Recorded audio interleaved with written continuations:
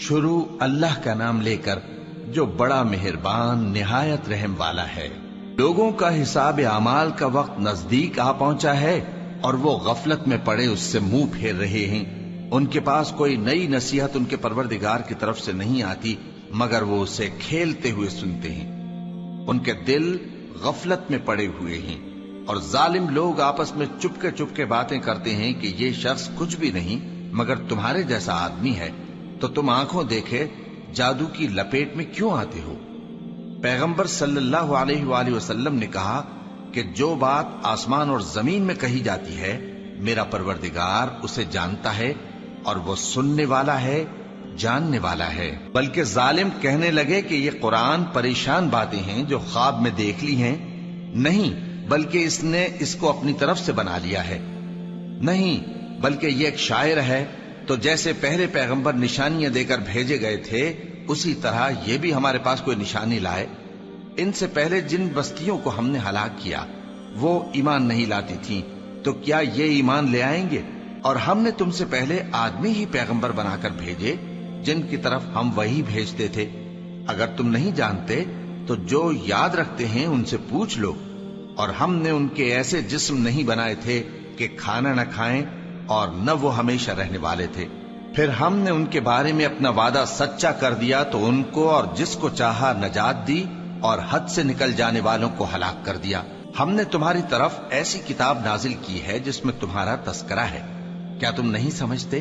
اور ہم نے بہت سی بستیوں کو جو ظالم تھیں پیس ڈالا اور ان کے بعد اور لوگ پیدا کر دیے۔ جب انہوں نے ہمارے عذاب کو دیکھا تو لگے اس سے بھاگنے۔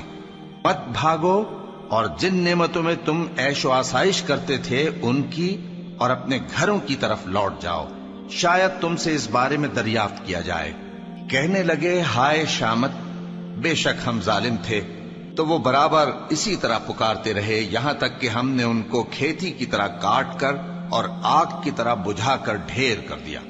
اور ہم نے آسمان اور زمین کو اور جو مخلوقات ان دونوں کے درمیان ہے اس کو کھیل تماشے کے لیے پیدا نہیں کیا۔ اگر ہم چاہتے کہ کھیل کی چیزیں بنائیں تو اگر ہم کو کرنا ہی ہوتا تو ہم اپنے پاس سے بنا لیتے، نہیں بلکہ ہم سچ کو جھوٹ پر کھینچ مارتے ہیں تو وہ اس کا سر توڑ دیتا ہے اور جھوٹ اسی وقت نابود ہو جاتا ہے۔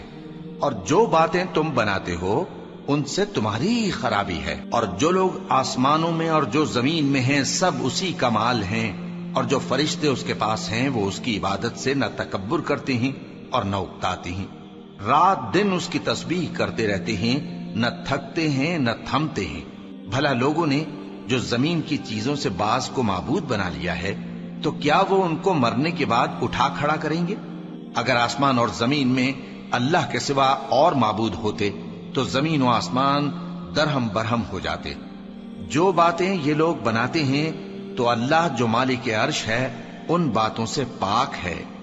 وہ جو کام کرتا ہے اس کی پرسش نہیں ہوگی، اور جو کام یہ لوگ کرتے ہیں اس کی ان سے پرسش ہوگی۔ اللہ اکبر، اللہ